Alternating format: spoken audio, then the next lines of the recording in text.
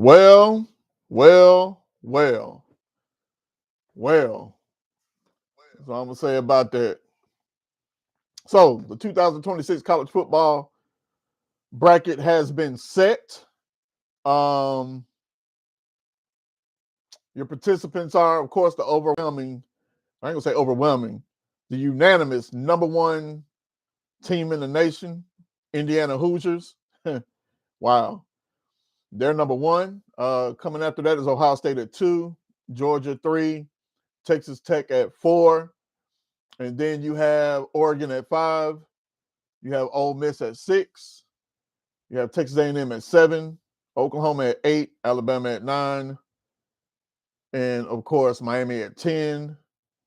And Tulane at 11. And James Madison at 12. All right. So how y'all feel about this bracket? Very interesting. I didn't think an ACC team would get in, but as we can see, due to the BYU loss and the head-to-head between Miami and Notre Dame, Miami in, Notre Dame out. So the ACC does have a representative. They're lucky because they sure as hell would look like they weren't going to have one after last night's debacle. In regards to James Matt, let's take. Hold on. You know, I'm sitting here listening to the guys on ESPN, and all I can hear is there's always a complaint somewhere in these college football playoffs. It was a complaint when it was a 4-team. It was a complaint once it became 12 teams. And then once the 12 teams came, and then certain things didn't pan out, then there was a complaint about, the scheduling, complaint about group of fives, complaint about this, complaint about that. Man, my wife didn't wash the dishes. My maid didn't take the trash out. There's always going to be a complaint about something when it comes to these football playoffs. It is what it is. In regards to, the Vanderbilts and the Texas Longhorns, hey, look at it like this. Should have won. Shouldn't have lost. As far as Texas, I mean, their only gripe about it is that they did beat, 3 top 10 teams? But you lost to Florida, too. And in the beginning of the season, you didn't really look impressive. Yes, you did beat an Oklahoma team that's in the college football playoff. But I think those 3 losses and when they happened and how other teams ahead of them took care of their business, that's the reason why they were out. In regards to Vanderbilt's case, it is what it is. You didn't really have a signature win, to be honest with you. I mean, you played against an LSU team that wasn't really that good. Hell, you played against my Volunteers, 8-4, out of the college football playoff rankings, hell, out of the rankings, period. So I think that played a part in Vanderbilt not getting to where they needed to be.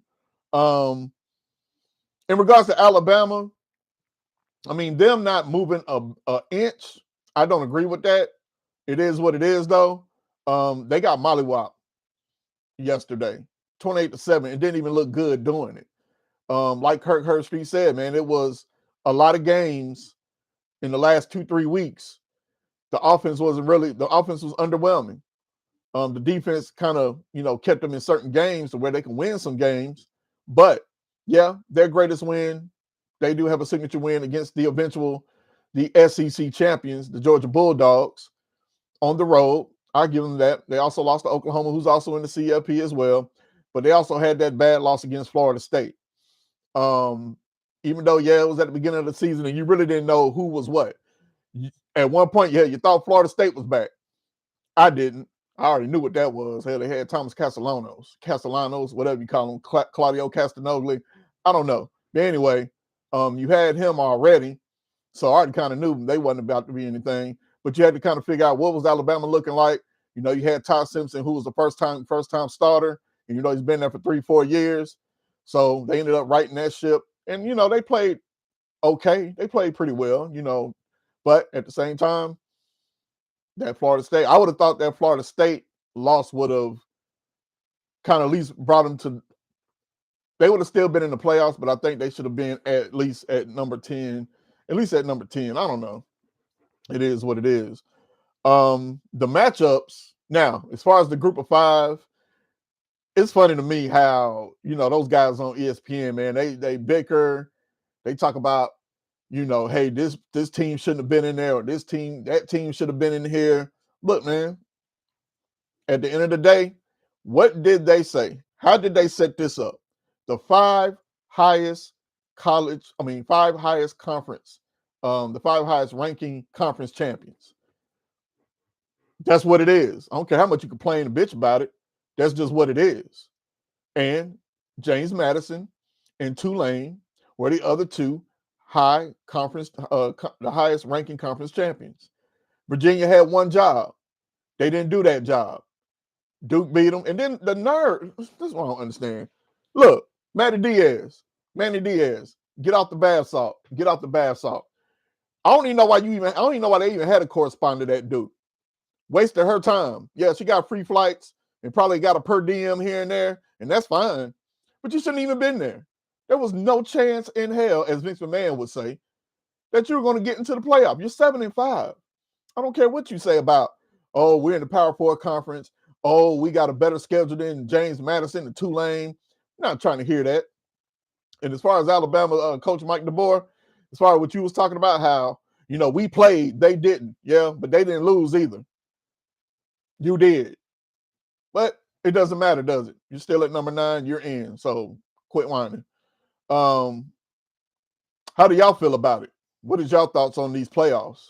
Who do you feel like? Do you feel like Notre Dame should have been in? I don't. I had a video that came out this morning, and I stated, or at the time when I was looking at the AP rankings, there was, BYU in between. I want to say in between Notre Dame and Miami, but I also stated if it got to a point where Miami and Notre Dame were together, then Miami will win Miami will get in because of the head-to-head. Notre Dame, look, you lost 2 great games in the beginning of the season. You lost to Texas A&M at home, and then you lost to Miami in Miami. At the end of the day, as far as the 10 straight wins that you got on the field, you really weren't playing nobody. Your strength of schedule was trash, to be honest, except for those 2 games. So you really didn't play anyone else after that. I wouldn't have put you in, to be honest, because regardless, you didn't really play anyone. Yeah, the group of 5 are not going to win a national championship. They may get one game one of these years. They may get one game. They'll get an upset. We used to have that back in the bowl games. The Boise States of the world, will come in there and shock you, but not right now. Tulane beating Oregon. I mean, not Oregon, Ole Miss. That's not happening. That's not happening. James Madison going to Oregon. That's not happening. But who knows? You know what they say? The sun shines on a dog butt any day of the week. So you might get an upset, but we'll have to see. But I don't think it'll be this season. But the matchups are looking good. As far as what I see right now, you got a potential Oregon versus Texas State matchup. You have a potential either Oklahoma or Alabama against an Indiana matchup. You have a rematch of Ole Miss against Georgia. I don't give Tulane a chance. And then you have Miami and Texas A&M. Either one of those teams can go and play Ohio State. Going to Texas A&M, Miami, that's going to be a problem. That 12th man is serious, and it's for real. And if Texas A&M can play the way that we all know how they can play, it won't even be close against Miami. And they'll go on and play Ohio State, and that's an intriguing matchup on its own because Texas A&M has a great defense too, right along with Ohio State. I think Texas A&M's offense is way better than Ohio State's in that matchup. In regards to Ole Miss and Georgia, we could be seeing another shootout, to be honest. You don't have to have Lane Kiffin on the sidelines for this. As long as they have their offensive coordinator and they have Pete Golden, who I think was at the time of their defensive coordinator, they should be good to go. But I still think this Georgia team right now, the way that they're playing at a very high level, this ain't the Georgia earlier in the season. This Georgia team looks like they're playing with a purpose. And I think they will defeat Ole Miss and they will move on to the semifinals. And in regards to Alabama or Oklahoma, I can see Oklahoma beating Alabama because Oklahoma's defense is top notch, just like Alabama. Alabama's defense is good too, except yesterday they failed. But I think Oklahoma will pull that out, and it'll be Oklahoma and Indiana, and then Oregon. Like I said, Oregon and Texas Tech. Now, out of those, my predictions for that will be: I think Texas Tech will beat Oregon just because of that defense Texas Tech has. Indiana's going to move on to the semi. So we're looking at a Texas Tech. This is my prediction: Texas Tech against Indiana, and then Ole Miss and Georgia. I can see Georgia making it to the semis, and then you have a potential Texas A&M against Ohio State. I'm gonna go with Texas A&M to beat Ohio State. I just think that Ohio State, Julian's saying he's okay. He's not a world beater. Yes, you have Carnell Tate, and you have Jeremiah Smith. You have those guys. But I think the way Texas A&M defense is built, I think they can overcome Ohio State and they can move on to the semifinals. And then after that, we could potentially have, in my mind, I feel like we're going to have an Indiana and Georgia national championship game.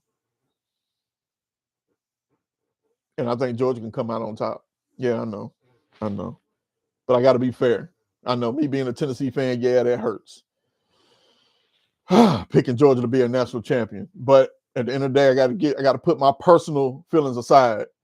And I just got to look at reality. And reality is Georgia is probably one of the hottest teams coming into the college football playoffs besides Indiana.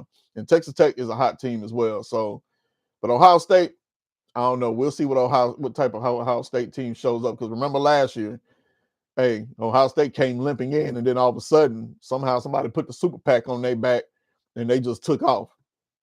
But with that quarterback that they have this year, they don't have a veteran behind center, so I don't think that's going to be a issue.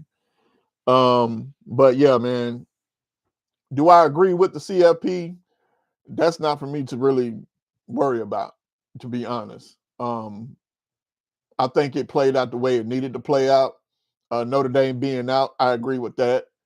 Everything else in regards to James Madison and Tulane, I have no issue with that. Yeah, they're going to probably take an ass whooping. So what? It is what it is. But they did what they were supposed to do, and that was win their conference championships and get in. I mean, James Madison is 12-1. I think Tulane is 11-2, if I'm not mistaken. So they did what they were supposed to do. In regards to the ACC, understand something. Georgia Tech was the favorite, probably around about week 7, week 8. They were the favorite. They controlled their own destiny, and then all of a sudden they fell off the grid and they lost 3 games. They were the front runner. They were the ones that everyone was looking at the time to represent the ACC in the playoffs, and they just fell apart towards the end. SMU had a chance. They beat Miami. They had a chance, and then they faltered. Pittsburgh at one point had a chance, and then they faltered. Miami had a chance, and what did they do? They lost to SMU. So they had no way to even go ahead go in front of SMU. So it was just it just trickled down to where Duke just sitting there with a trash ass record, and they're just licking their chops, and they're like, man, we're going to get in. And they got in. And then what did they do? They took advantage, and they won the ACC championship.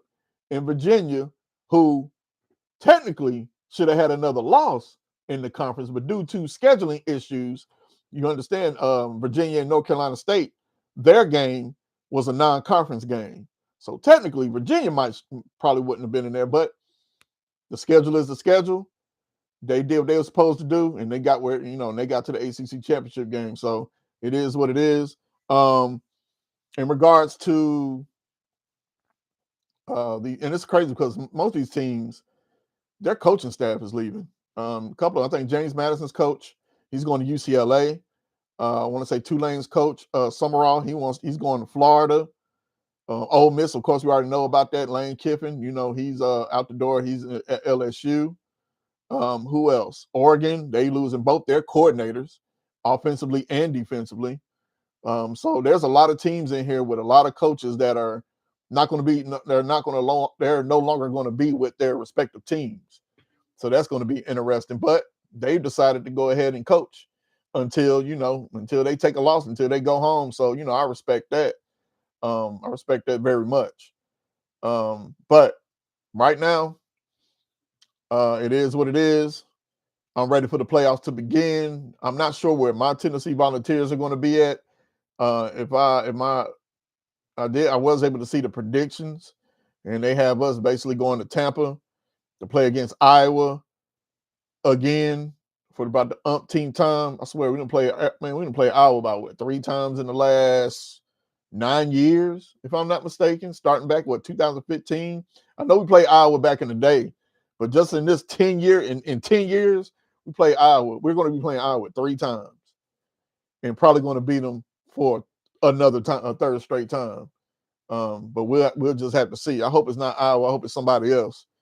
But if it is what it is. But man, I just want to come on here, kind of get everyone's thoughts on how they felt about the results of the CFP. What are y'all predictions? Who do y'all feel like is gonna win this game, or excuse me, who you feel like is going to win the national championship? What are the predictions for the games that are going to be played in the first round?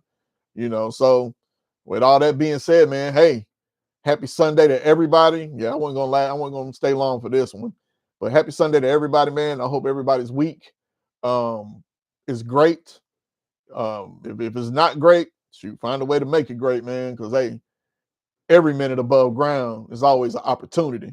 You know what I'm saying, to better your situation, no matter what you're going through. Yeah, I know I'm not a psychiatrist, but I'm somebody that hasn't been through shit. Trust me when I tell you. So anyway, man, y'all take care. This your boy Blackout Jones. This is Just Shooting the Sport. For those that are first timers here, hey, please subscribe to the channel.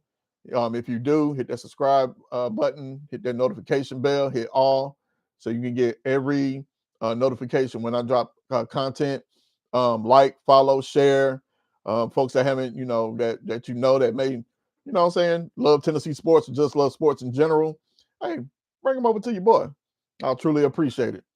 But anyway, man, y'all take care. Like I said, have a great Sunday. Have a great week. Have a great rest of the year. Until next time, I'll see y'all later.